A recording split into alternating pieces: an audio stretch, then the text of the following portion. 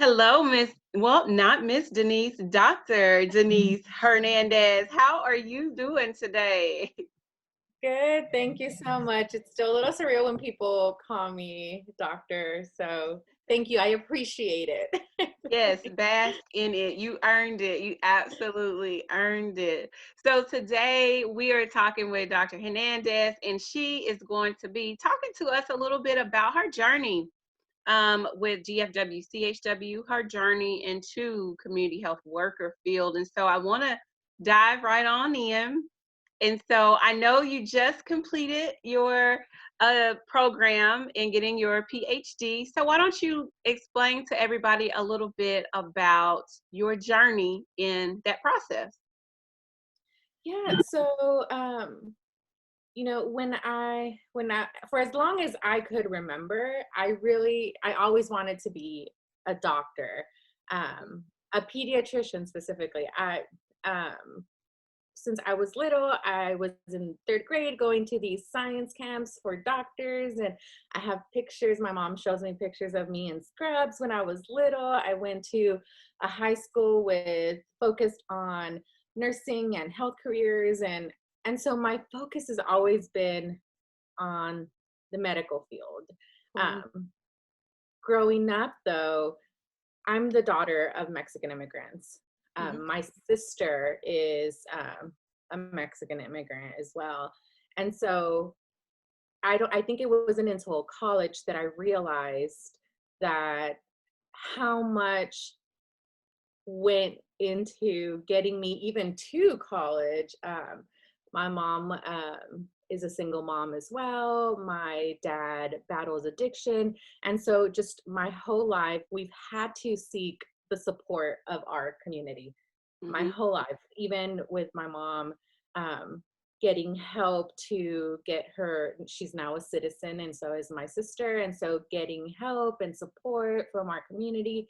And when I was in undergrad, I went to Texas A&M, and I was in undergrad taking a community health class Mhm. about just public health, just more of an introduction to public health and how much our culture affects our public health, our outcomes, and it was like a light bulb went off in my mind, thinking, wait, do I want to be a medical doctor? Which part of me still kind of is sad I didn't go that route, but at the same time, I just feel like as a person, from my own experiences, I just had so much more to do and to even finish processing Mhm. from growing up.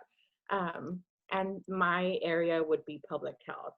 Mhm. And so, actually, after I finished undergrad, I didn't know what to do. I didn't know what to do next. I knew public health was an option, but I was still in this space where I grew up wanting to be a doctor, and I couldn't just reconcile, these feelings that I was having, Mhm. this confusion. And so I actually took a year off after I graduated from undergrad, and I joined Americorps. So not sure, not a lot of people are familiar with Americorps. So it's kind of the domestic version of the Peace Corps, right? So instead of sending you abroad for 2 years to serve in other countries, you're relocated here within the U.S. Um, to serve different communities. And so I That's specifically cool. joined. Yeah, I joined the oh gosh, I can't remember the exact name, but essentially it was like a health corps. And so I was sent to Florida, to Jacksonville, Florida, where I worked at a pediatric clinic. So I was still getting a little taste of working with pediatricians, but I was doing uh, patient education. I was doing community outreach and teaching patients. This area had a lot of immigrant populations, so just from everywhere. And so, really making sure that the patients understood what the doctor was prescribing, and making sure children with asthma knew how to use their inhalers while they were in school, how the making plans for parents so that they wouldn't have to go to the emergency room if their children's asthma was acting up, like having a plan of action. And so it was there that I really started doing, this health education and acting as a community health worker. That's exactly what I was about to say. So you were doing the work. You were doing Yeah, that work. Did you yeah. know that term at that time though? N- No, I didn't actually. And I was kind of getting introduced to it there in Florida. So, and Florida doesn't have a statewide certification Mhm. there. But that's kind of where I was introduced to that work, that field. Um, and actually, so before I left to Florida, I had applied to grad school. I got in, but again, I said, you know what, I'm not going to do it right now. I need to figure out making sure if I'm going to commit that much time and money, Mhm. I need to know that this is what I want to do. And so then I reapplied after my Americorps experience. And what's great about Americorps is they give you a scholarship at the end to go back to school. Mhm. Um, and so I reapplied to grad school, and not only did I get in, but I also, because of my experience, I also received additional scholarships, and so Awesome. it just helped me so much, that experience. And I always encourage students that are in grad school or thinking about going to grad school is get some work experience, because that really completely changed my experience in my master's program. So I did my master's in public health in community health promotion, and it just completely changed my experience. You could see who went from directly from undergrad to grad school and those who had real life experience. Um, and so I had probably the best time during my master's program. Just I really enjoyed it. I loved it. Um, and so that's where actually I was introduced to the community health worker field officially here in Texas. I don't know if you know Julie St. John. Mhm. Yeah. Yeah. So when I applied also to be a student worker, and Julie hired me. She was working at A&M, also did my master's at A&M, and she was working with community health workers in South Texas on a cancer prevention program, and she hired me, and I've been working with her ever since. Yeah, and so I've known That's her for a long awesome. time. So she really introduced me to the work of CHWs, and Shout out so to you, Dr. St. John. If she's yes, listening to this podcast. I she love hearing your journey because I feel like, so many of us sometimes we think that, okay, I'm going to go on this path. And if it doesn't work out, like, what am I going to do? I'm so set on one thing. And I can definitely relate because I was set on being a nurse and I wanted to be a nurse. Like I always wanted to be a nurse. And then one day I had that health education class and it was like, what? There's a whole nother side of prevention. yeah, Like, this is so what I want to do. I wanted to care for the community before they even got to that place. So that's really cool to hear, like yeah. your journey of, your experience, and then you applying that into your master's program. So then what made you say, okay, I want to take it a step higher? I want to go all the way and I want to get my PhD. Well, I always wanted to be a doctor. Yeah. And so I Okay. was like, well, I'm not going to be a medical doctor.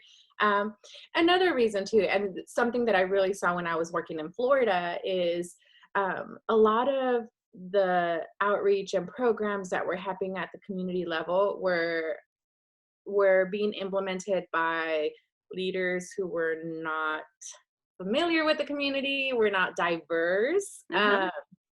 And it was just, well, the only way to fix that is to have diversity at the leadership level.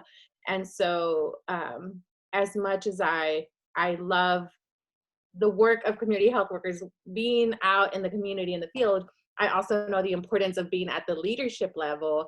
Mhm. And if and I feel like I still every once in a while come across like this not only am I a minority, I'm female. I like to think I'm young. And so I feel like sometimes that's, I need to prove myself. Mm-hmm. Um, and so if I have that PhD, I mean, that says you've worked really hard to get to where you are. And so I just really felt like this is what I needed to help me get to a position of being a leader and influencing my community.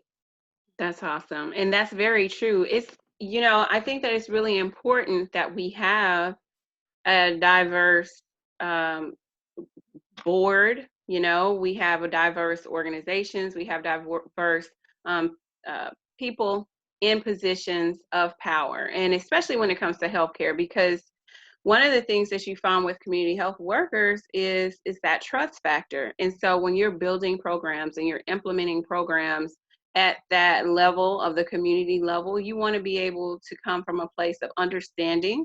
You want to be able to come from a place of, I've worked in this community. I'm pretty familiar with the culture. I'm pretty familiar with the language and how people work in this environment. So I think that's very important for people that are even considering. There may be people that are considering going to the next level, whether that's becoming an instructor or becoming going back to school to get a degree, even just going back to school to get a degree. So thank you for explaining that. That's really important. So you started working with community health workers and you get this experience. How did all of that morph into the DFW CHW Yeah, so creation? when I finished my master's, I moved to the DFW region to start my doctorate program. And I wanted to keep working with community health workers. I was an instructor at this point already. And so I wanted to get connected. I wanted just, meet other CHWs. Yeah. Where's my group of, people? Um, Mhm. and I couldn't find them. I couldn't find them. I didn't know where to go to find CHWs. And so I don't even remember who I asked that they pointed me to. So where I was working, there was actually a CHW training center also. And so I reached out to them and said, "Hey, is there a group of community health workers here?" And it was like, "Well, no, but I mean, there's this person and there's this person, but there's no group."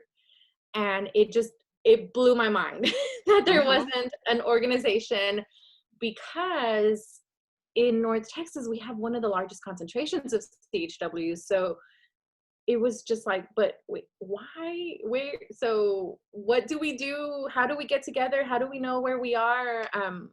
That social support, where is it? And at that time, I had a professor who I mentioned this to her. She was really encouraging us to get involved in organizations in the community. And so because I didn't find one, this professor was like, then start one. Wow. And so I was like, okay. That's uh, not what I asked. I said, yeah. yeah. And so I really thank this professor Yeah. for telling me that. If you see there's a need, there's nothing out there, then do it. What are you Oh, waiting for? Just do say it. that again. Say it again. Say that Yeah. again. If you see the need and there's nothing being done, then do it. Yes. Do it. What Thank are you you. waiting for? Mhm. And so then I said, okay, let's start finding the CHWs that we know, and let's start meeting and talking about what this would look like. And so it took 2 years of planning. I mean, the first year we really were just getting together, talking, brainstorming what this would be, what it would look like. And it wasn't until maybe a year in that we said, okay, moving forward, only those who are really committed to the cause, we're going to keep meeting. And after 2 years, and I can't believe it took that long, but it was a process. I mean, to really identify who's committed to the cause, because we all did this on our own time, it Mhm. just, I completely understood that some people couldn't. At that time, I wasn't married, I didn't have kids, I had all Mhm. the time in the world. Yep. uh, Yep. and I mean, I was working full time and I was a full time student, but it just, it was really something that it was in my heart and I really wanted this. And so we brought a group of people who actually, most of them are still involved with the association. And so I'm very thankful for that support and other people who have that passion for our community health workers and see the importance of bringing them together to creating this network and this social support. And so I'm just so thankful, especially because like this was back in, I mean, we started in 2013. So this has really coincided with my doctorate journey. I Mhm. started in 2013 and we started the association plans in 2013. And so kind of seeing them both grow and progress, it's been really just a fun adventure seeing both of them kind of come to where they are now. And I'm so thankful for the board who has always been so supportive and has been so flexible with me and my schedule. So we've Mhm. had to change like our board meetings to meet my school schedule, and so it's been great. And so in 2015 we officially established it as a 501c3, and we've just grown so much since then. I'm so proud of the organization and all the support we've received. It's been So amazing. let me ask you, because there may be people that are listening and they're saying, I feel the same way. I can't find my crew. I can't find my people, but I want to start this in another state or somewhere else. What are maybe three things that you would give them just to, you know, figure out what are like maybe the top three things that they should consider when trying to build an organization? Yeah, Like, I think what's most important is finding the people who have that same passion that you do. Identifying those leaders in your community who are going to support you and be as committed as you are. Also, just do it. Like my mhm, professor said, just doing it really, because even and as you know, now that we have the state association, that had been in talks for many years. And Dr. St. John actually approached me a couple of years ago and said, hey, let's do something. mhm, um, and so her and I kind of started those discussions back up again, and it was like, okay, let's do it. Let's just mhm, take that first step. I think that's probably the hardest, is taking that first step, is put out an email. With community health workers, word of mouth is your one of yeah, your greatest yeah. tools. And so tell me who you know, who you think would be interested in helping, and really just getting started. But also, I think for me, what's really helped is having a mentor, Mhm, someone who, even if it's not in the same field, having someone who has worked in a similar, maybe has started a different organization, works with another organization. That's something I also did at the very beginning, is I contacted or I tried to contact several other CHW organizations to see, hey, what did you do? How did you do it? mhm. So learning from others who have done it and finding the people that also share that same passion, who have the same vision that you do, and just doing it. So, what was maybe one of the big challenges that you had early on, and how did you, find the solution for that with your group and your team? I think something that continues actually to be a challenge, and we try to work through it, was, again, this is something we all do out of our own time because we believe in it. And so, but we also know that life happens, Mhm, um, work happens. Everyone pretty much has full-time jobs. They're doing this on their free time. And so, again, we've been so thankful that everyone who's on our board has a job that supports the cause as well and allows them to participate.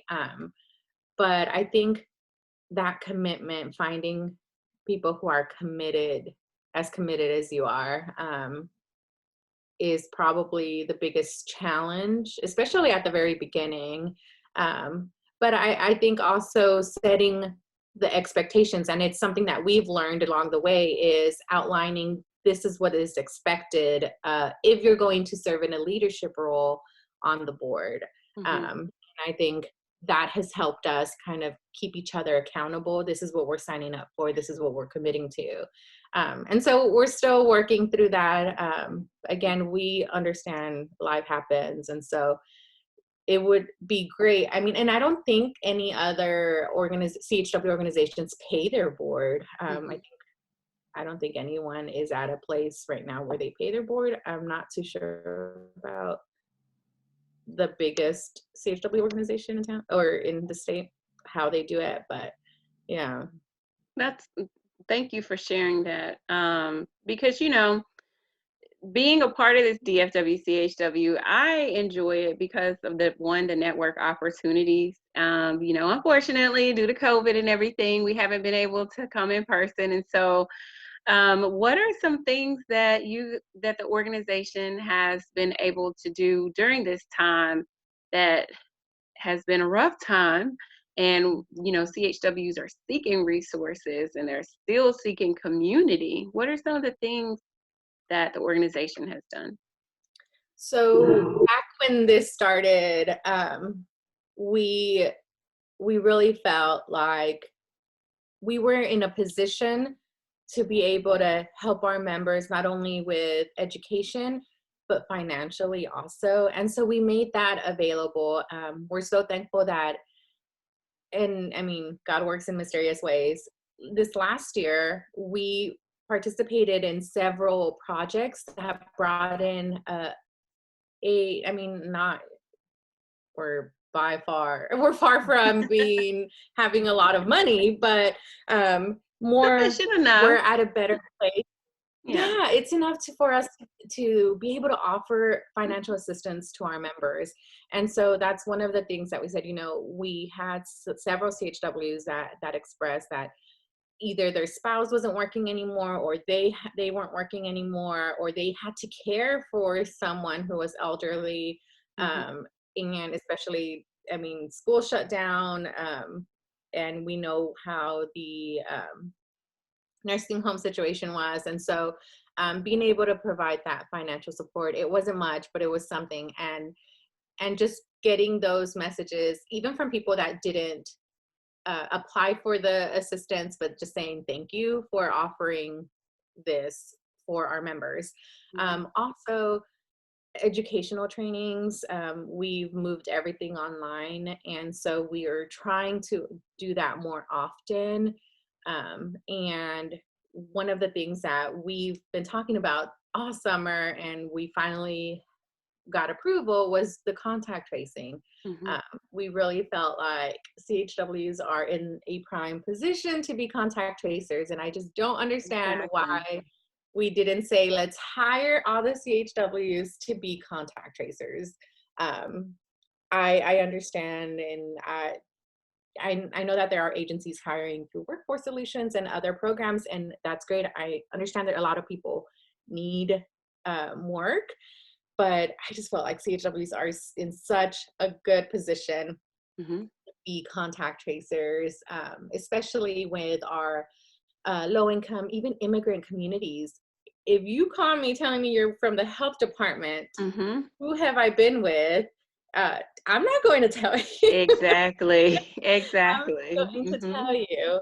And so it just, we really try to advocate for the use of CHWs as contact tracers. And even, I think now that we're starting to, I don't even think we're over the first wave of COVID and going into flu season, and we finally have that curriculum approved for CEs, and hopefully we can start training CHWs. We also want to connect with agencies hiring contact tracers and explain to them the benefit of hiring CHWs as contact tracers. So not only do they have this training, this contact tracing training done, but they also have all these additional skills that they're equipped with. And this is why you should hire them. And so we're really trying to be that bridge between the agencies and the CHW. So hopefully that will be coming up soon. Yeah, and then we have our November meeting after this conference is over. We're going to plan our November meeting, and we hope that could be a more of a networking. I mean, our CHWs are extroverts. We crave that social Yes. interaction. You don't I know so say. many of us miss, just seeing one another, but we get Yeah. it. So we're thinking about doing something maybe like a happy hour, of course, BYOB, and having some fun, virtual fun. I don't know. We're still planning it out, and so we'll see what that looks like. Because usually in November we have a big potluck meeting, Mhm. and people bring food, and we have cake to celebrate another year, and of course none of that's happening. So we'll see what we can plan for the end of the year. Cool.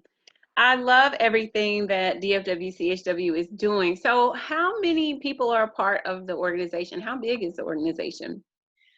So this is something that again has been a challenge is our membership fluctuates between like maybe 70, 80, 90, which again is another, we have over 500 CHWs in our region. So Mhm. what are we missing? Why are we not reaching those other CHWs? And actually my dissertation was on organ- organizational support for CHWs by CHW organizations, and whether are we meeting the needs of our CHWs? Do they feel supported? So one of the things, so the report that DSHS puts out every year, there's been a decline in recertifications. Mhm. So in total in Texas, there are over 10,000 CHWs. Mhm. Currently certified, we have maybe almost 4,000. Uh-huh. Yep. So where are, those other Mhm. 6,000? How come they haven't recertified? And so my research really focused on, you probably filled out my survey that Mhm.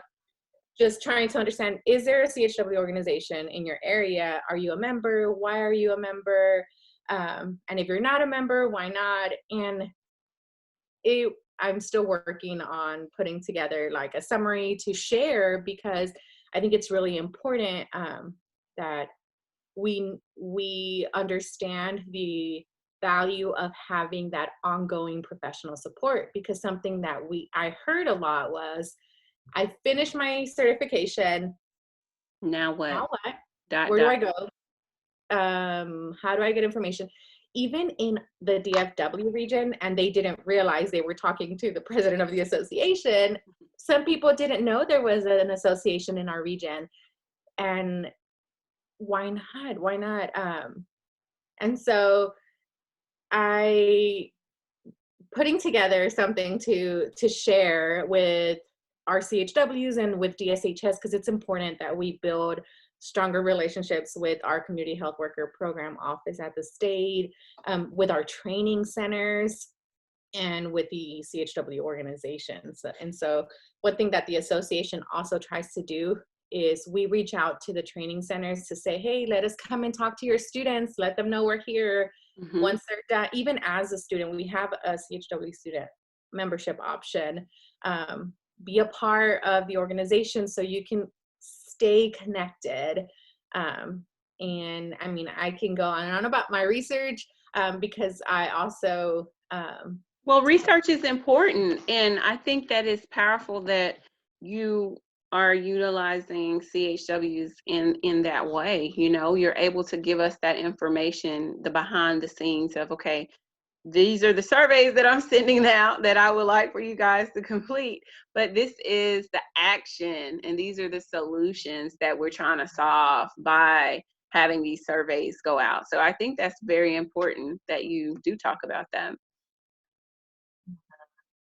and actually someone said to me, that same exact thing is, I hope this turns into something. I hope Yes. this isn't just another survey. And so that is like my accountability there too. And Confirmation. then something another CHW, yeah, something another CHW said to me that really stuck with me was, and she said it in Spanish, gracias por voltearnos a ver. So thank you for looking at me, or turning to look at us. Thank you for looking at us. Because she went on to say, you know, we receive a lot of resources to help our community, but what about me? And so again, that's what, you know, the CHW associations across the state, that's what we should be here for, is to support the CHW. Not only, hey, here, go help your community, but how can we help you as an individual, as a professional, and making sure that you're not burned out, making sure that you feel ready and prepared and safe in the environment that you're in. And so that really stuck with me too, is, you know, someone else told me, we're expected to do all these virtual trainings and expected to help our community virtually and everything, but I don't know how to use Google Drive. I don't know how to use, you know, Google Docs and all these things. So what about me? What about my training, my, you know, abilities? And so again, really focusing on developing the actual CHW and pouring more into them so they can continue their work. I definitely agree. I definitely agree. So, with everything that you do, since you mentioned self care, what is something that you do to pour into yourself? Okay, this is an area I struggle with. I really struggle with this.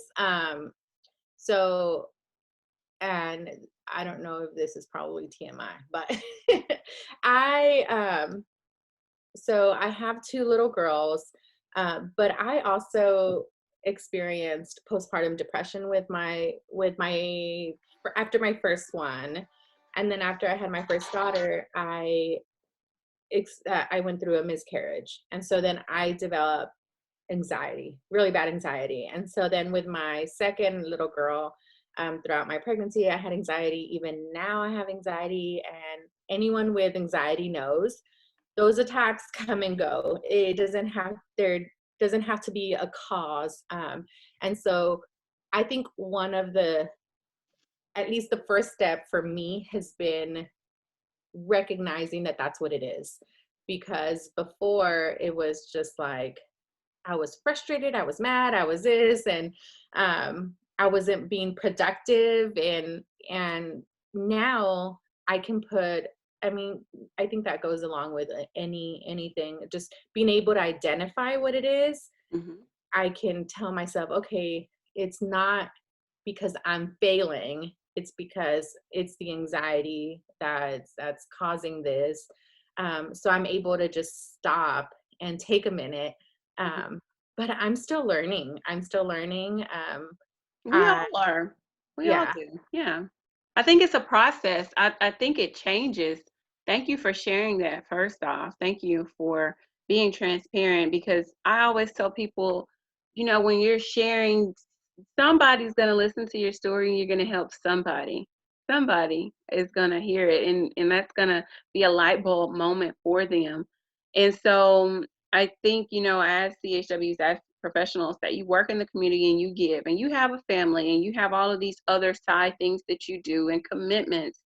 Um, it's really easy to do and keep going and keep going. And then you're like, wait a minute, what about me? Like, I haven't poured as much into me as I want to. And so I've learned that not by choice. And so that's why I'm really big on self-care. I ask this question every single time on the podcast, because when you're giving and giving, it's really easy.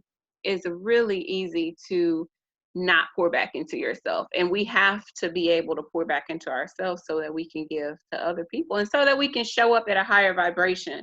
I always look at it as energy. When you walk in a room, you're passing that energy on to somebody else. And so when you walk in the room, I want to pass on that good energy. I want you to say, she is glowing, you know? And Mhm. why is she glowing, girl? Because I had my self-care day on Saturday to myself, or because, you know, so I look at it that way. Thank you for sharing Yeah. that so much. Yeah, and I think it's important to know too, for people to know that I yes, I'm busy and I have work and I have this, but I don't have it together all the time. Yes, Like I absolutely.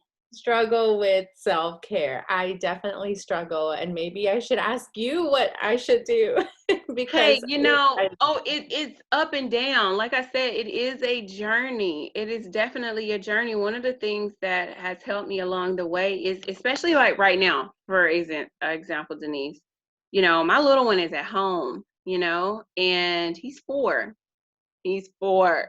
And so it's have a like, you know, my husband's at home, I'm at home, we're all at home and we're doing work. And so for me, it's big on like having a schedule, having a routine in which we do, but also scheduling that time. Like I try to get up before everybody so that I have my time by myself, take my walk, have my coffee, you know. It doesn't go perfect every day, you know, and some of those moments it's late at night where I can have like my 20 minutes by myself. But, you know, my husband and I, you know, we had a conversation like, you know, I can show up great and I can show up and be well when I have that time. And so, you know, explaining and letting those people around you, your support system, your friends, family know that, you know, even if maybe you're a single parent and you haven't had a day off, your kids are at home, let a friend come and watch them for a couple of hours. Nobody is perfect. We look, girl, like yeah. laundry has not been done this week. It's Wednesday, you know, so you know, I try to do it on Sunday. It hasn't been done, and that's okay, you know. And you just I keep think what you mentioned about your husband, I think that's important too. For me, yes, recognizing that it's anxiety and that's what it is. I think it was equally as important for my husband yeah. to be able to put a name to what was going on. That I was having that anxiety attack, and I have a 4-year-old and an almost 2-year-old, and so and 2 dogs. And so it is madness most of the time around here. And so when I am having either an anxiety attack or I'm having a day where I'm just feeling off, my husband's really good about saying, you know Mhm. what, we're gonna go to the dog park. I'm gonna take the girls, I'm gonna take the dogs. You take some time to Yeah. yourself. So I do give him that, having that support system and having my husband know that that's what it is and not just you're always mad, you're nagging. Like Who actually is this woman? yeah, yeah, I think that's been very, very helpful. And that has been, I think, in the last year that we've really gotten to a point where, okay, he's picking up on those cues. He knows That's what's going awesome. on. I'm gonna take the girls and take the dogs. Yep. We're gonna go for a walk or something. And yeah, Mhm. so he's That's good about good. Communication, man, you know, it does it makes a difference. that. Yeah. So we have heard your journey, right? We've heard your journey of starting undergrad and about your family, about your backstory, and now, you know, with DFW CHW and everything. If you had a magic wand, what is one thing that you would like to change or would implement into the workforce of community health workers, promotoras? I think even with my research, one of my biggest frustrations, I think, and one of the reasons why I feel like my work is not done is that I want community health workers to feel that, to feel needed. Because of something else that I heard was, you know, I received my certification because I was told all these great things, but now I'm done and I don't find work. I don't find, um, like, where can I go to work to use my skills that I have? I think I think everyone who knows about the CHW model thinks it's this great idea, but really incorporating them and using them and taking advantage of all these great skills that community health workers have, we still have a long way to get there. And I think that became more evident with COVID and not turning to CHW. So from the employer perspective is recognizing the importance of CHWs, and for the CHWs to feel like they are important, to know that they are important, that they are needed, that they are crucial to the health of our communities. I think, and going back to the association, one of the things that we try to do is recognize those CHWs who are doing outstanding work. So we recently recognized American Heart Association for all the work that they do to support CHWs. Mm-hmm. We recognize Mercedes, who I know has been on your podcast, Mm-hmm. for the work that she's done. And we're also going to recognize another CHW for the work she's done during COVID. So just making sure that they know that they are valued and they are important to our community and to us, and that they are making a difference. And so I don't know that it's anything tangible, but Oh definitely. no, that is very important. That's one of the reasons why I started the podcast, is because I've been there. I've been there of not feeling like, man, is what I'm doing, does this even matter? Like, I don't feel like what I'm doing, nobody like sees the work that me and my colleagues were out here in the community doing. And I wanted to give a voice to CHWs. I wanted people to hear and know, and not from the leadership perspective, but from the actual boots on the ground person doing the work. And so I think that it is important that CHWs have that empowerment, they have a voice, and that they learn how to utilize their voice. And so, especially during this time, everything that's been going on with COVID, with racial justice, social justice, all those different things, now is the time. We're in voting season right now for people to use your voice, use what you have, and use your power and be empowered to do it. So that is very much important. Thank you very much. So what else does the DFW CHW have coming up? And where can people find you guys if they want to connect? So you can find us at www.dfwchw.org. And we have our November meeting coming up that's still in the works. We haven't even started promoting because we're still trying to finish the conference. And we are planning for next year. And so one of the things and I believe it might have closed already, we were seeking new board members. Again, we want our board to be representative of our CHWs, and always looking for CHWs willing to serve. Another thing that I wanted to point out, and I'm so proud of this, that the association is now also at a place where we're taking student interns. So students who are either working on their master's in public health, or even in their bachelor's in public health, and they want to work with an organization. I welcome all the help, especially for students. I also had a CHW reach out to me and say, I just want to help. I want to volunteer. Let me know how I can help you. And I said, of course you can help me. And so just if you want opportunities for leadership, to learn, to grow, we welcome those. We are always happy to have people step up and help us develop programs or develop trainings or whatever the case. If you have new ideas, we welcome those. And yeah, we try to be very welcoming to our CHWs, and just letting you know that this is an environment where we support you and we celebrate you. Awesome. Well, I definitely appreciate you sharing your journey and sharing all of the nuggets of wisdom that you have, Dr. Hernandez. And I can't wait to see all that DFW CHW has coming up for the new year. Hopefully, we will be able to get back to our in-person meetings. But until then, we will see you virtually. So for everybody, all of the information will be in the show notes. So I'll post their information and feel free to reach out to them and connect. Thank you so much, Denise. Thank you.